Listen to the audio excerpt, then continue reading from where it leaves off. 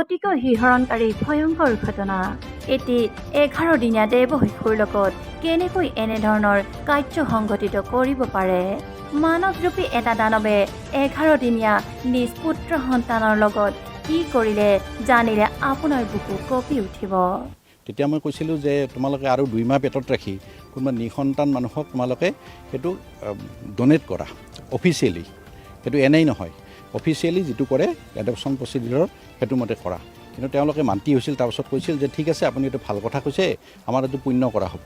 তাৰপিছত তেওঁলোকে checkup regular কৰি আছে আৰু 9 তাৰিখে আগষ্টৰ 9 তাৰিখে ৰাতিপুৱা 10:35 মই যিমান দূৰ মনত আছে মই চিজাৰিয়ান পদ্ধতিৰ অপাৰেশ্যন কৰিছোঁ আৰু 4 নম্বৰ দিনৰ দিনা মই তেওঁলোকক যাবলৈ দিছিলোঁ। কিন্তু যোৱাৰ সময়ত বাচ্চাটোৰ অলপমান জণ্ডিছ পাইছিলোঁ আৰু জণ্ডিছটোৰ কাৰণে মই তেওঁলোকক যিহেতু গৰীব মানুহ আমাৰ ইয়াত নোৱাৰে, গতিকে মই বৰপেটা মেডিকেল কলেজ ৰেফাৰ কৰিছোঁ। তাৰপিছত মই বাকীখিনি আৰু গম নাপাওঁ। সেইটো মোৰ তাত সুধিব আহে, মই তেওঁলোকক কৈছিলোঁ তোমালোকে কোনোবাক ডনেট কৰিবা নেকি?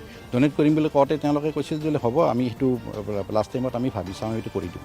যোগাযোগ কৰি দিয়া নহয়, মোক তেনেকৈ চবেই সোধে, আপোনালোকেও মোক সুধিব পাৰে যে আমি গাইনীৰ মানুহ, কোনোবা যদি মানে নিসন্তান মানুহেতো আমাক সোধে না, বোলে কোনোবা যদি মানে কি বাচ্চা দিব বিচাৰে, কোনোবা যদি নাই মানে দিব খোজে তেতিয়া আমাক যোগাযোগ কৰিব। তেতিয়া আমি একজন মোৰ ঘৰৰ ওচৰৰে আছিলে, মই তেওঁলোকক কৈ দিছিলোঁ যে এনেকুৱা এজন মানুহ আছে, তোমালোকে কথা পাতিব পাৰা 2 মাহ আগত। তাৰপিছত মই আৰু কোনো তাহাঁতৰ লগত কথা পাতা নাই। মানুহজনক মাতি আনক, মোৰ সন্মুখত কথা পাতিব দিয়ক, এনেইতো ক'লেই নহ'ব ন। সন্মুখত আনক, সন্মুখত আনি পেলাই মোৰ লগত কথা পাতিব দিয়ক। মোৰ ভুল হ'ল কি, মই সেইটো যে তাহাঁতক এডভাইচ দিলোঁ যে তোমালোকে বাচ্চাটো নামাৰিবা, কোনোবা এটাক ডনেট কৰা, যে কোনোবা এটা নিসন্তান মানুহৰ ঘৰ বাচিব, সেইটোৱে মোৰ কাৰণে কাল হ'ল।